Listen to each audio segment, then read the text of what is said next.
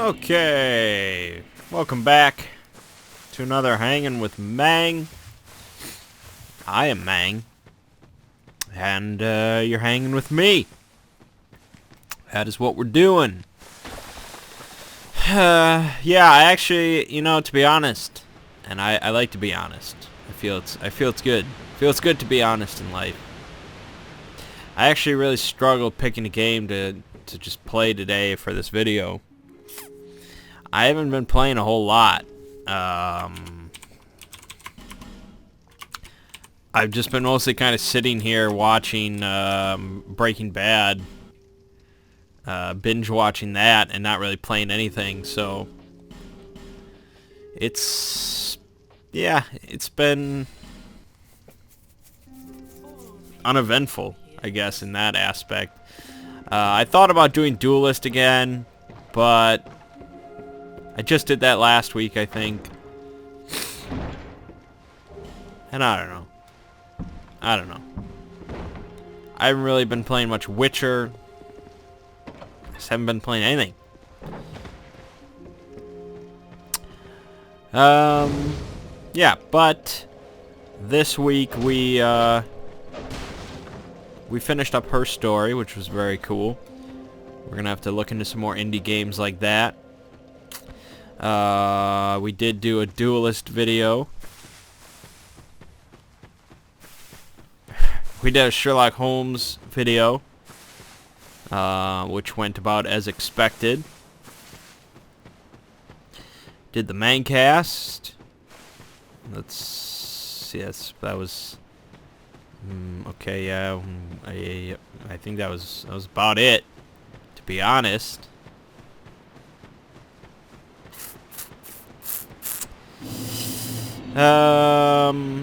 We did Turok. Yeah, we did Turok as well. That was Wednesday, right? There won't be any more Turok. There won't be any more Her Story. There will be more Duelists. There probably won't be a Sherlock Holmes video. So yeah, we're pretty light right now, to be honest. I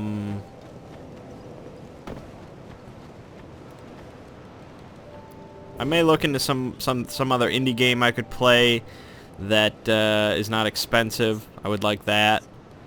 If anybody has any suggestions, I can always do another Zelda video. But yeah, not a whole lot going on the channel. There will be a role manging video tonight or tomorrow, whenever I get it uploaded. I just talked to the cat through the wall. That's cool.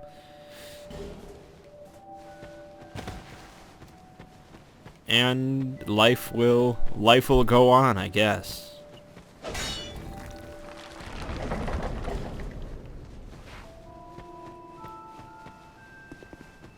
We are moving into August. I think Saturday is August 1st.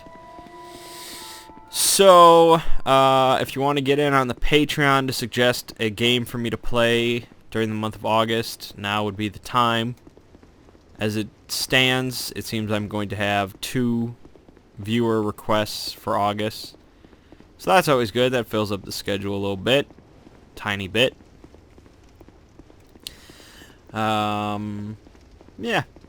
Yeah.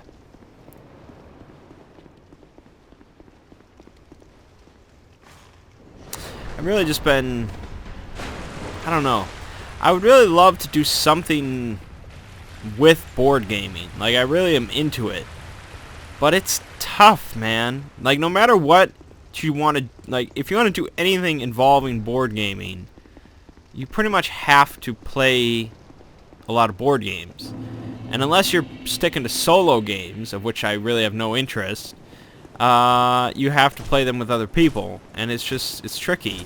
I'd like to do like a podcast just about board gaming news and discussions and things like that, but I don't know anybody that's into board games as much as I am, and I don't play that often, so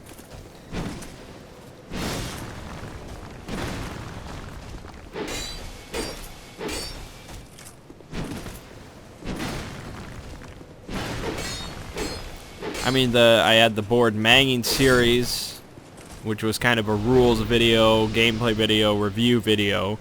But the gameplay part is tricky, because then, again, I have to record us playing. And so that doesn't usually happen.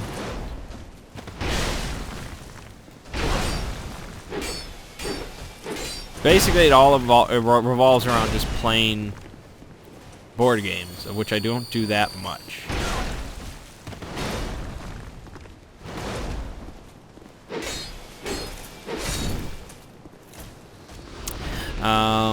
But I guess speaking of board games, on Thursday, I had Ziggy over, and he got to try out some Infinity, the miniatures war game. And I guess technically I got to try out some Infinity as well, though I've been playing with myself.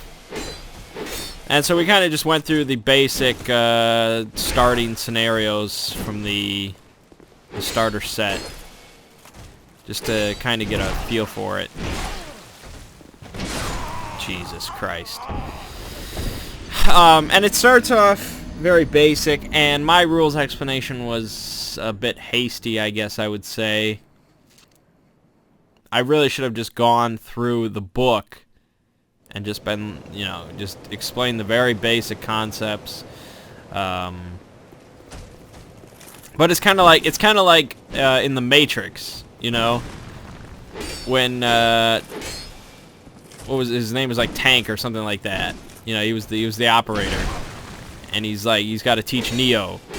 He's like, you know, we got to go through you're supposed to go through these training programs, but it's major boring shit. You know, it's kind of like that. You know, you just want to get to the really cool shit. That's kind of how it is for Infinity. So it's like, yeah, you know, I mean, technically, we did the starting scenarios. I didn't skip ahead to just a regular game. But, so the first starting scenario is just basically 3 infantry versus 3 infantry. The most basic units, basic of everything. And it's just 3v3 deathmatch, pretty much. So it's really just get down the basic rules of how to move, how to shoot, how the orders work, how the reactions work, so on and so forth. And so, yeah, I mean, I think I won both our matches that we played. We only did 2, and that took about hour 45 maybe.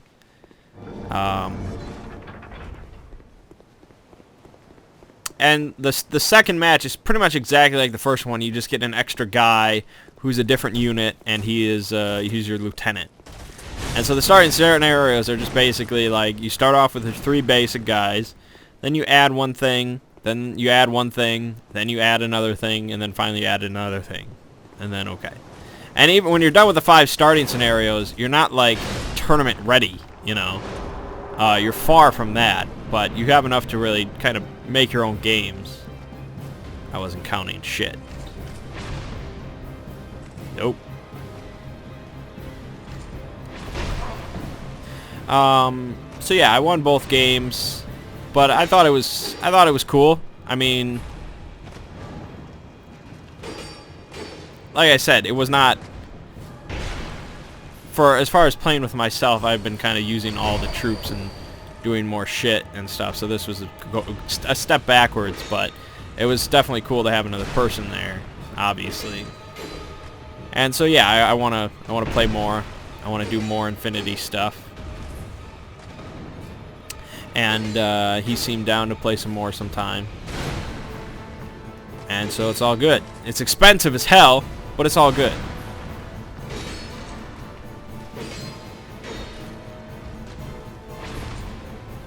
Expensive as all hell. I've spent like $250 on Infinity so far.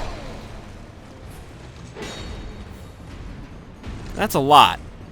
I don't even have like a tournament army. Like I don't think I have 300 points. Actually, maybe I do. I think I well, actually no, I don't. I have maybe half of an army, to be honest, because I think I went through and calculated it. So yeah, it's not a cheap game to to get into, like a lot of miniature war games. And I think really the biggest problem is the lack of pre-painting. You take a look at something like X-Wing miniatures from Fantasy Flight. Comes with beautifully pre-painted miniatures. Like, they're gorgeous, and they're really not that expensive. I mean, yeah, they're just ships, but like the Millennium Falcon that I got was like 20-something bucks, which is maybe the price of like 2 Infinity miniatures. But the Infinity miniatures are unpainted, and they're just like humanoids. The Millennium Falcon is fully detailed, fully painted, everything so damn good. I think that if Infinity came pre-painted, yeah, it would piss off some of the kind of the grognards or whatever, but I think it would appeal to the masses quite a bit more. It just looks better. It's easier. I mean, you just buy Infinity miniatures. I mean, first of all, you have to glue them together. I mean, let's not even getting into that. You have to glue them together. I mean, geez. So say you glue them all together, and you can't even tell them apart. Like, there's no color indicator or anything that shows this guy is Pan-Oceania or Nomad. I had to paint the bases myself. I actually had to do it because otherwise I would just be completely confused. And this was all from just like the starter set. So, you know, if the starter set had been pre-painted miniatures with color, you know, all set up, good to go, then you're talking. I mean, it did come with 14 miniatures and some terrain and the rulebook and like paper tokens, and it retails for like 120 bucks. That's like the MSRP or something. Like, I don't know. It should have been, and I had to glue them together. I mean, I still, like, that's Jesus. So yeah, I mean, the 3rd edition, I bought one miniature that was like a 2nd edition mini. It doesn't really matter because the minis themselves don't come with stat cards, which is another thing that kind of surprised me. Because each mini has its own corresponding, like, stats. You know, for how far it can move on a turn, what's its skill for shooting and close combat, what it comes equipped with into battle, things like that. And you can do different loadouts for equipment. But all its stats are the same for that specific mini. But the minis don't come with that, like, a little stat card that shows what it can all bring. You have to either purchase the rulebook, which is 60 bucks, or you have to just go online and, like, print out the stats. There is an iOS app, but there's not one for Android. But anyway, I bought a 2nd edition mini, and this was after putting together all the 3rd edition minis from the starter set. They made a big leap in progress from 2nd edition to 3rd edition. The 2nd edition minis have like no sockets or anything for gluing it together. It's all just kind of like, well, just kind of hold it there while you're gluing and hope for the best. 3rd edition was much nicer, which isn't, I guess, saying that much because you still have to glue it together. But I guess. The game itself is very cool. But I just feel like it's 2015. Fantasy Flight is doing this shit right. What's going on? But, yeah.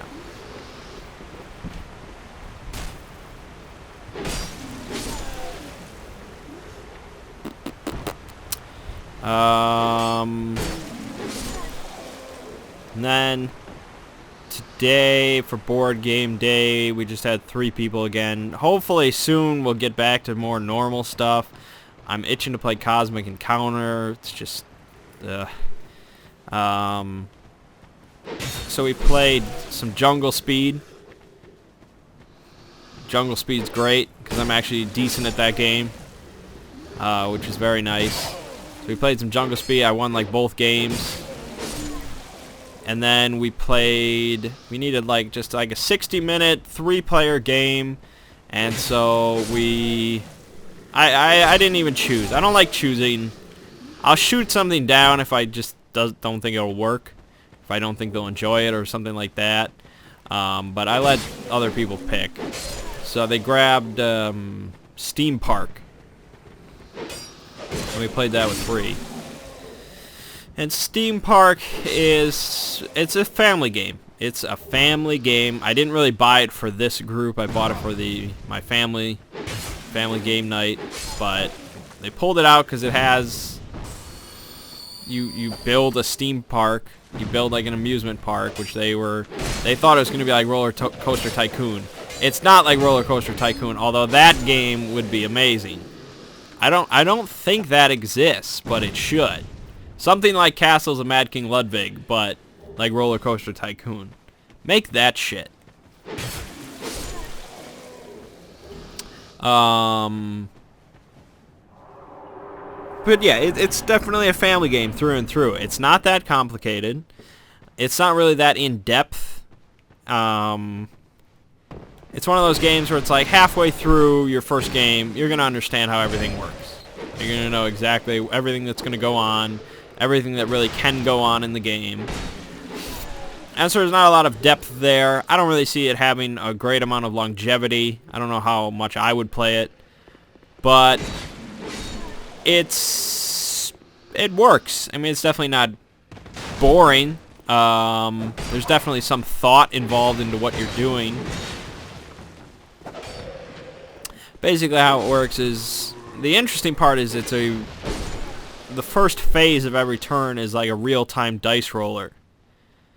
One person has to count down from 10 to 0, and while they're counting down, everybody is rolling their dice and re-rolling their dice to get different symbols that they want that will help them out that turn. Because each symbol can do a different thing, and sometimes you might want to build rides, sometimes you want to attract different people to your theme park, or build stands that do different abilities, or clean up dirt, which is like refuse. And so you're re-rolling these dice over and over within these 10 seconds, but the trick is the person that's counting down gets to choose exactly how fast or slow they want to count down. And they can change it up. They can reach the number 0 however they want. So you can do 10, 9, 8, 7, so on and so forth. Or you can do 10 and then just sit there for a while and then do 9, 8, 7, 6, 5, 4, 3, 2, 1, 0. And since they're in complete control, you have no idea. So you just roll as quickly as freaking possible, and then try to grab the first turn marker, because you get a bonus then if you're the first person to be done rolling. Because you can finish rolling whenever you want. But all rolling stops once the countdown hits 0. So it's and so then you spend your dice to do different actions, and you're attracting, and there's definitely a lot of randomness involved to it based on what you roll, what the person is counting down, you don't know. Then there's what people you attract to your park, because you need to attract the right people based on what rides you have. And then you're going to build up dirt in your park. You're going to build up refuse, which costs you a lot of money at the end of the game. And if you have too much dirt at the end of the game, you just instantly lose, which almost happened to me, but not quite. But if you're at 29 dirt, which is 1 away, you basically lose because it costs you all your money. There's no way you can win. So my problem then was I didn't handle dirt correctly. It cost me too much money, and I got crushed. Meanwhile, my friend, who just focused solely on having almost no dirt, because he always finished rolling like immediately, so he got the huge bonus from grabbing the first turn marker, which clears away a whole bunch of dirt. He almost never had dirt, and everything else kind of just worked out for him, so boom, he wins. So yeah, it's not something, I mean, you know, it's a lighter fare kind of game, which I'm never gonna be crazy about. But yeah, it's all right. It's decent. And that was pretty much it.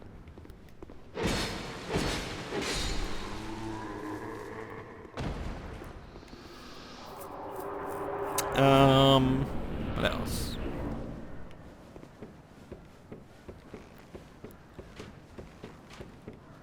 I got in my copy of Imperial Assault.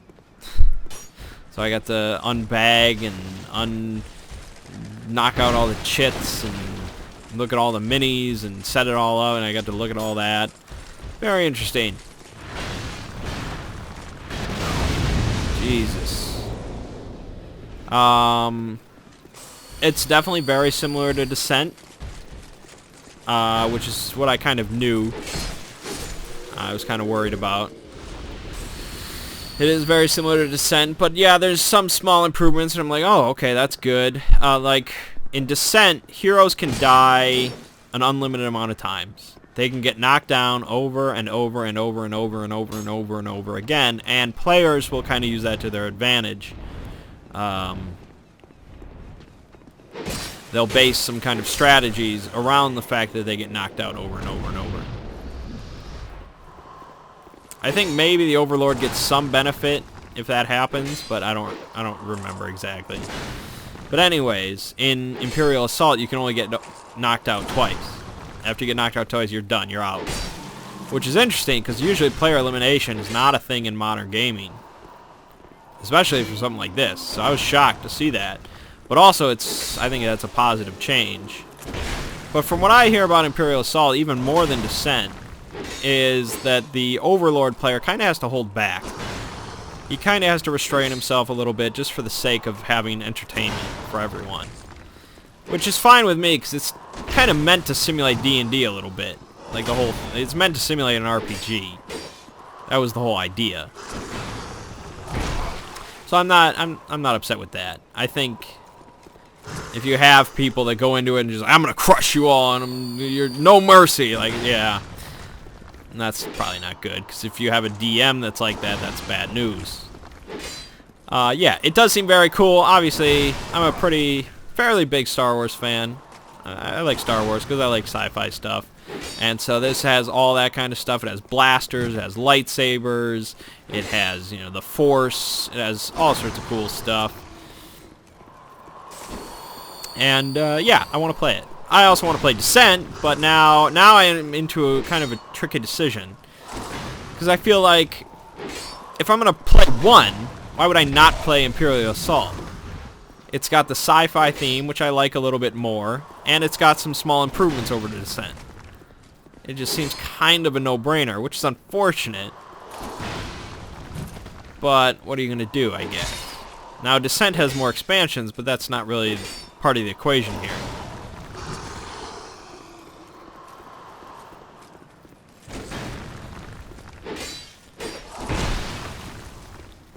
So yeah,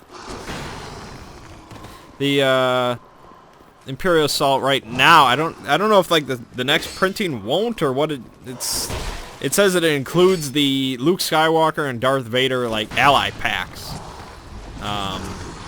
So you can buy them separately, but if they come with every copy of the game, why would you buy them separately? So I don't know, but it comes with Luke Skywalker and Darth Vader, which, yeah, it better freaking do. Luke Skywalker is kind of a pansy because it's kind of like New Hope Luke Skywalker, not Return of the Jedi Luke Skywalker. But Darth Vader's a badass, so. Yeah, I want to play it. Someday, I'm sure. It could be something I take over to family game night.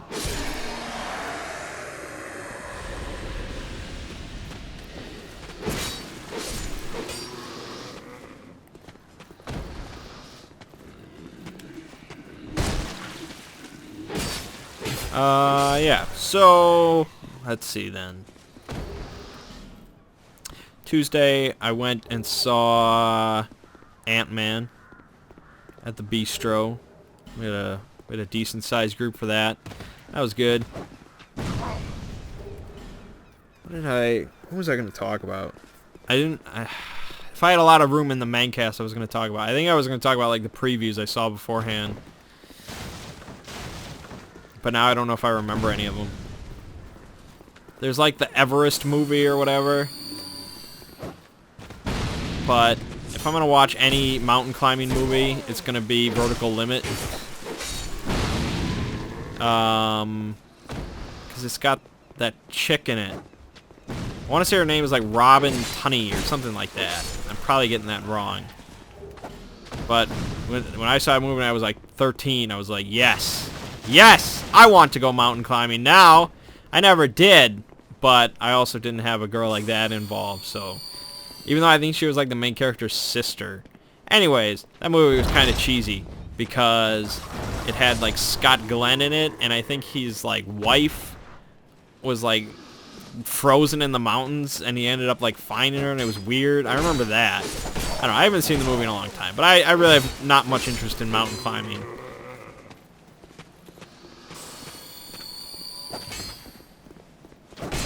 What else? The new trailer for Fantastic Four. And that had some cheesy freaking lines in it, man. There's a part where it's like, he's stronger than any of us, but he's not stronger than all of us. And it's just like, God. So, yeah, that'll probably be interesting.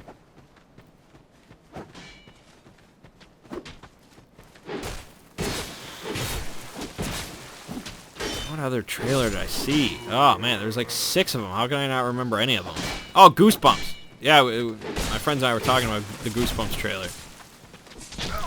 My problem with Goosebumps... Well, okay. I read some of the books, some of the stories when I was younger. I know I read Goosebumps. But honestly, I don't remember any of them. I remember being kind of creeped out by a couple of them, but I don't really remember any specifics. Partly, well, mostly due to just my terrible long-term memory. So I don't have like a great amount of just interest in Goosebumps because, well, I probably should have some nostalgia over them. I don't because I don't remember anything. Damn it.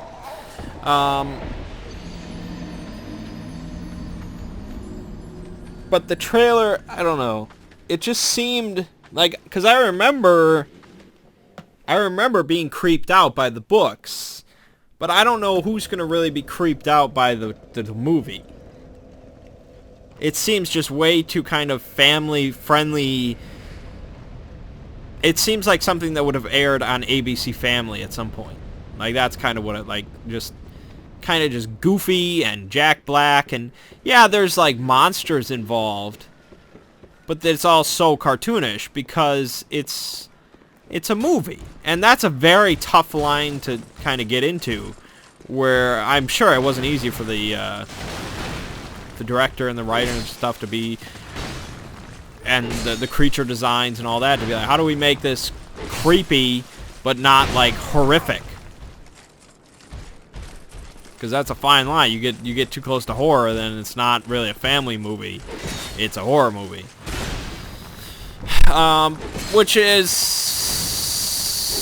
kind of stupid because, in my opinion, like, that's one of the whole joys of childhood is just being traumatized the hell out of by some movie you're not supposed to be watching. I don't really remember watching too many family-friendly horror movies as a kid. Like, maybe Hocus Pocus, I guess. But that was just more... I don't know if I was ever scared by Hocus Pocus. That was just a fun movie.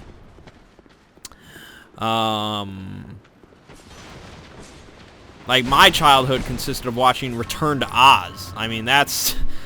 I don't know what that movie was intended to be, but that was a horror movie.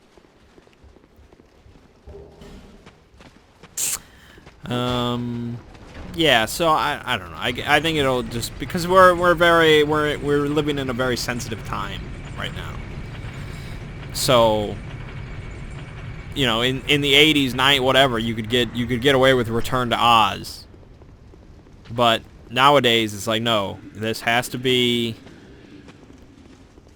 family oriented. Otherwise, we're going to get complaints. It's like you're taking your kids to see Goosebumps. And really, who's the intended market for that? That's a good question. That is a good question.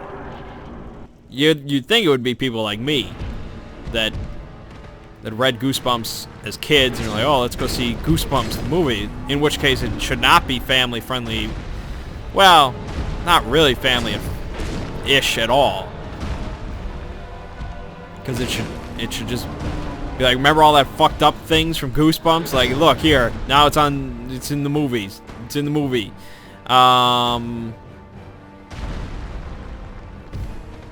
Do kids really... I can't imagine kids reading Goosebumps nowadays. Kids are like texting each other pictures of their penises and shit. That's what kids do nowadays. Who's reading Goosebumps anymore? We live in a different time. I don't know.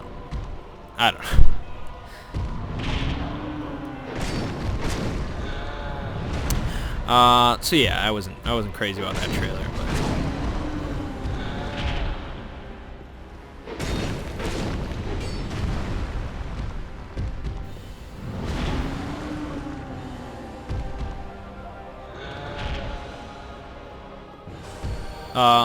probably Mission Impossible I saw the trailer for. I don't really have anything to say about that because I'm going to go see it next week. The following week. Yeah, it's Mission Impossible. How can I not? That might have been it. There was something... No, that can't have been it because there was something I really wanted to talk about. But I can't...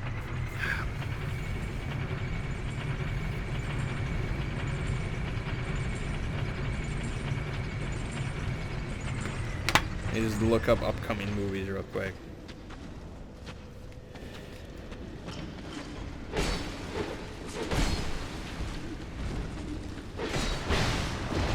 Jesus Christ.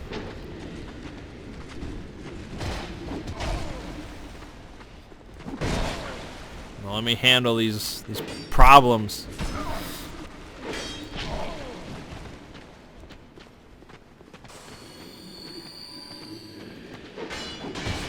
You gotta be kidding me.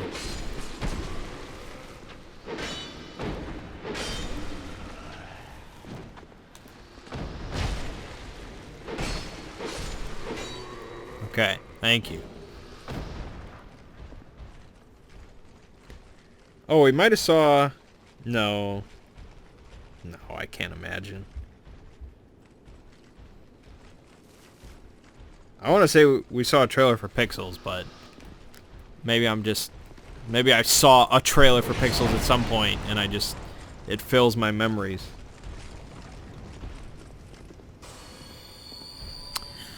Jeez, Pixels.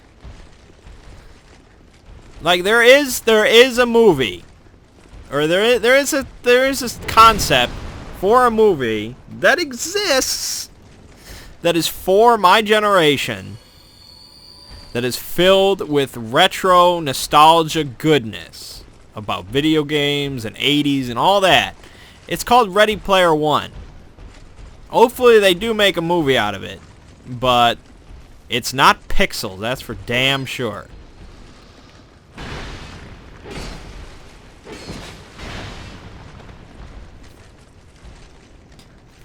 Why did I move forward? I didn't mean to move forward. I thought I was... There we go. Okay.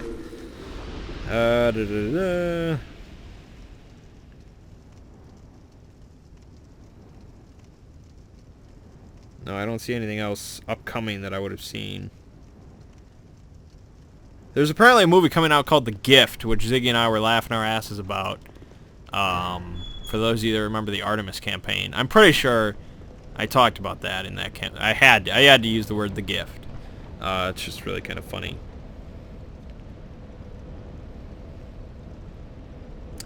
Oh, we might have saw a oh, well, there's the Man from U.N.C.L.E., which is interesting to me because you have a British guy playing an American agent and an American guy playing a Russian agent. I don't know who is in charge of that decision. Nullify human effigies effect. Why would I want to do that? I don't know, Man from U.N.C.L.E. I guess it could be okay. And then the other thing was, I just remembered. Oh, the Hunger Games. Yeah, the newest Hunger Games movie. I've seen all the Hunger Games films so far. I'm going to see the last one. I've never read a single page of any of the books. But I've only gone to see them because of Jennifer Lawrence. So that's props to her, I guess. I don't find the movies that interesting, to be honest, because I've seen better dystopian movies, I guess.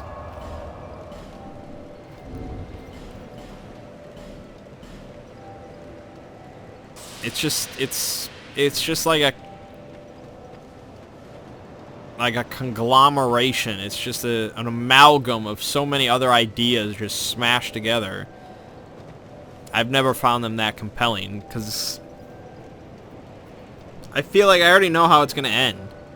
I have a good idea of how it's going to end. Now, maybe I'll be really shocked. I guess that's what I'm most hoping for, is I'm really shocked that their little revolution completely fails and the dystopian government continues on. That would be really cool. What also could happen that would be interesting, mildly, to a lesser degree, is the revolution succeeds. They take over the dystopian government, but then everything just collapses because they're not prepared at all to run a freaking country or whatever. There's still massive food shortages or something like that. That could happen. But most likely the revolution succeeds. Everything is hunky-dory. Perhaps Jennifer Lawrence dies in the process. I wouldn't be shocked either way. She could die a martyr. Yeah, I would believe it. Or she lives happily ever after and it's all just happy. I don't know. I don't know if that's actually the most likely. But, yeah. I mean, I'll go see it. We'll see what happens. If the bistro didn't exist, like if I didn't get a nice meal with it, and it was comfy chairs and all that, I don't know if I would have seen any of the Hunger Games movies. And the fact that I have family members that also love all the books and everything, go see it every time. So if it wasn't for all that combined, it was the perfect storm that I've seen every Hunger Games movie.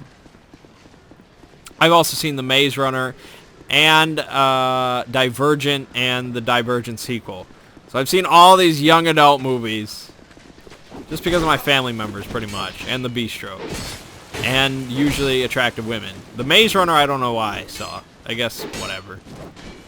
I thought it was kind of an interesting plot, maybe. The other two series, we know what's going on. We know what's going down. Yeah. Wednesday had our kickball game. Hell yeah, kickball. Whoa. We only lost 11-3, surprisingly. It was not our worst game. The other team was like wearing all like sleek black, and they had like silver linings and shit. Like they look so cool and so like they seem like a professional kickball team. But we only lost 11-3, so I'm surprised.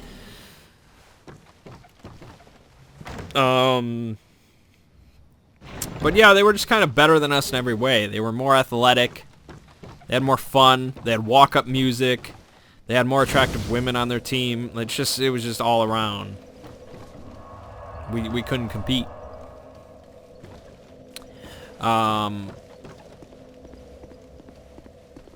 their catcher may have fancied me, I'm not sure, or she may have just been friendly. Guys confuse that pretty easily sometimes. She was keeping track of how I was performing, though. So, I mean, you know. She had eyes on me, as they say. But I did get on base twice. I got on base twice! I don't know. I just did what I'd normally do. It just worked out. But then I walked up the third time, and she's like, oh, this guy's 2 for 2. I'm like, that's right. That's right, you watch. But then I fucked up completely, so it was terrible. But anyways, yeah, it was, I guess I couldn't really complain. I think it was as good as we've done so far.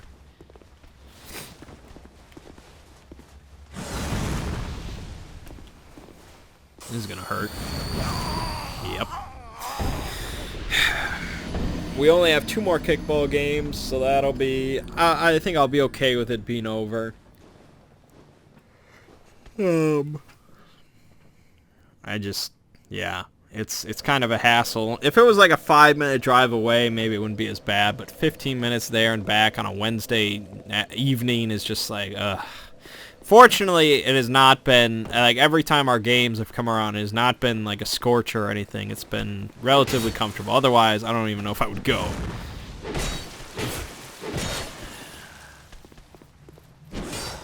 Thursday, we went to Applebee's, of course. I think that, like, 9 out of 10 hanging with Mangs include that statement.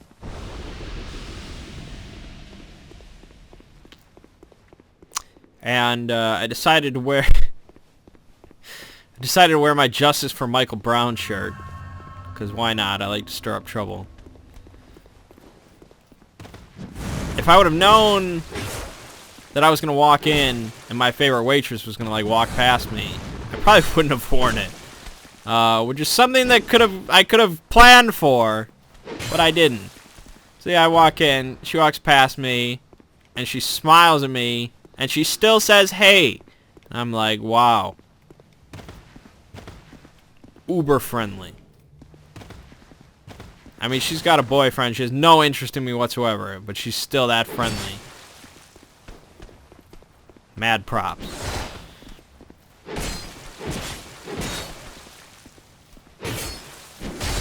Yeah, actually, I think that's about the extent of the Applebee's story. Most of the time, nothing happens at this Applebee's. We go there every week because it's kind of like the nexus point for everybody, all parties involved, and because I like the waitresses there, so I kind of make the decision. But really, it's not a very interesting Applebee's. There are different types of Applebee's. Different things happen at different places. Most all of my interesting stories come from a different one. Sad to say.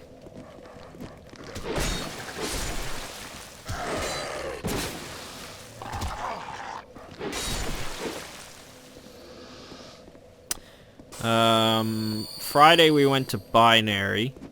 Good old nerd bar.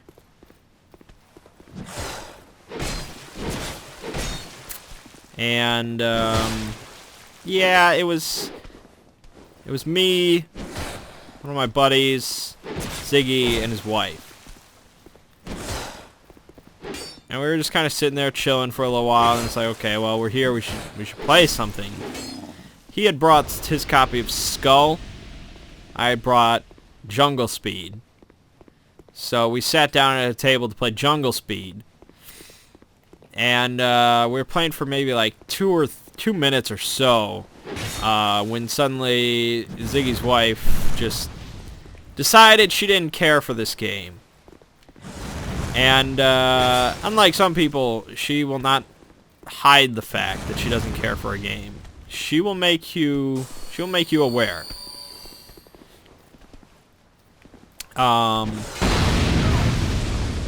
Which is always kind of off-putting because it affects everybody else's experience.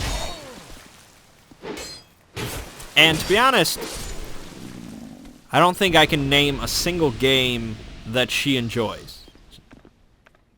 Like, when it comes down, she's just not a game player, which is fine. But it's just kind of like, okay, well, shit. We're at a board game bar. Board games have a history of happening here. So we played, I think, 2 games of that.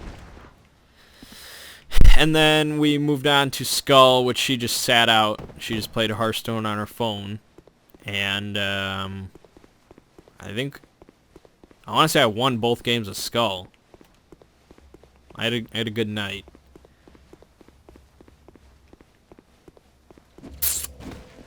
And that was pretty much it. Then a couple of us met another friend at the local watering hole.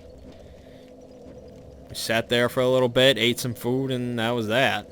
Not a very interesting night. A lot of these nights just we're not getting great amounts of people. Our group is suffering. Suffering, man! Saturday was basically the exact repeat. We went to Binary and then we went to the local bar afterwards.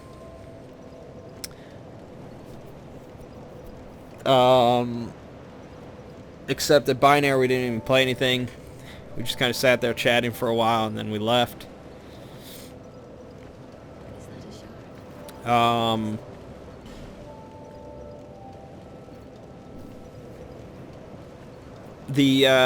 The bartender was there that was like the female version of my friend that's also engaged to a woman.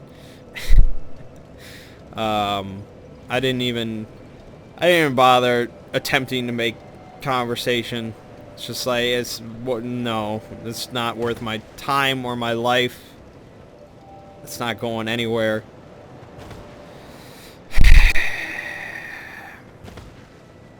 And then, yeah, that was pretty much that. Very uninteresting weekend, unfortunately.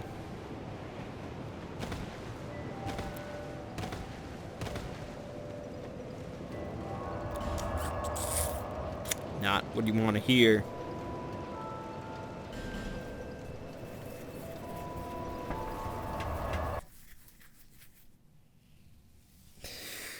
Yeah.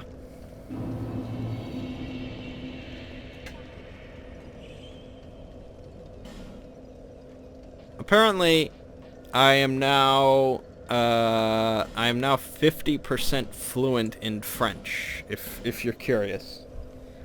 I don't believe that. I don't know how they calculate it. I feel like their numbers are kind of askew or something, but I don't feel 50% fluent. But that's what it says.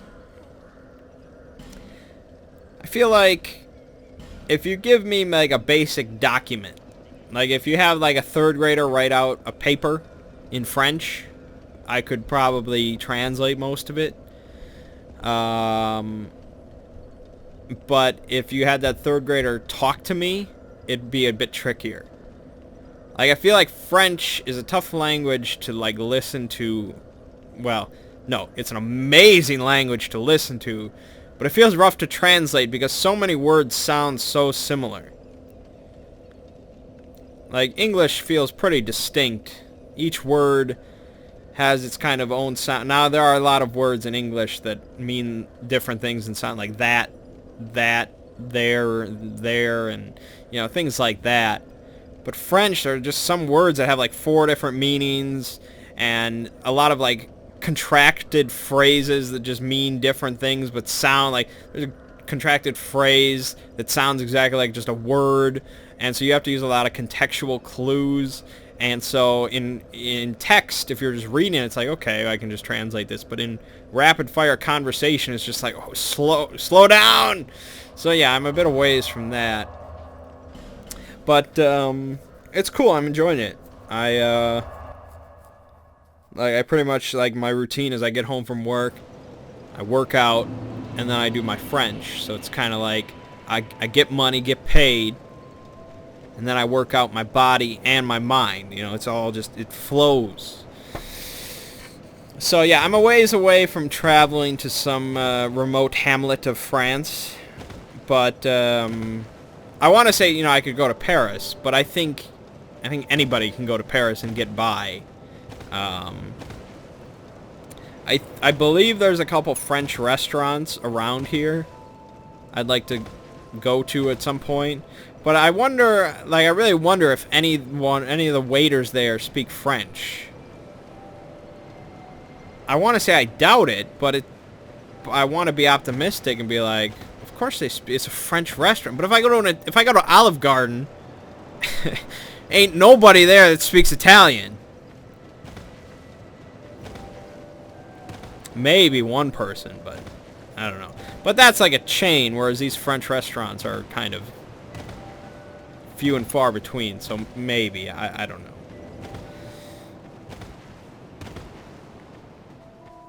It's interesting, and I mean, it's probably good for my mental health to learn a language, so that's good. So far, it has not really worked to pick up any chicks, but also I don't talk to many chicks. The most chicks I talk to are waitresses. That's it, because we just go to a lot of places. And actually, we were talking about that when we were at Binary. It was just going up to random girls. That's not... It's not really good. It's just not really a good thing. Because usually any girls that are there are either with their boyfriend, or they're with a group of people, and it's all very nebulous. Like, you can never... Like, is that guy her boyfriend? Is she with that guy? Is she with that girl? Who's that guy holding the leash around her neck? Like, I don't know.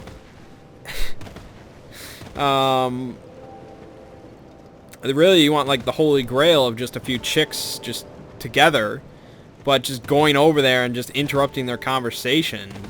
Like, Binary is not a place where you'll see just usually just a couple of girls standing at the bar. Like, it's not that kind of place. That's more like a regular bar. But the only bar we really go to is the white supremacist capital of Wisconsin, and usually the chicks we get in there are either about as skanky gets, or about as skanky gets at 40 years old. So it's a rough life. And I'm not going to go into that place and start speaking French. That's... Oh, man.